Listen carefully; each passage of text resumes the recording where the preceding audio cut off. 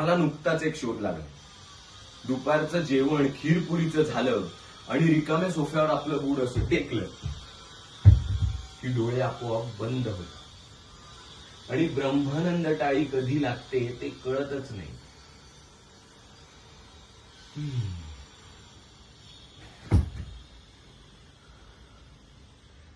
हा गुन्हा आहे.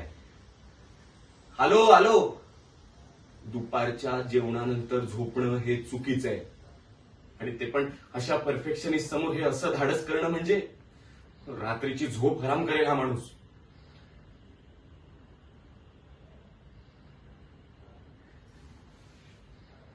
पण काही झालं ना तरी आपला दोस्त आहे, आपला ब्रो, आपला यार, आपलं सबकुच. आणि ह्याच्यासाठी काय पण. बरं मी जातो, नाहीतर आगीचा बंब बोलवावा लागेल. आलो आलो आलो आलो.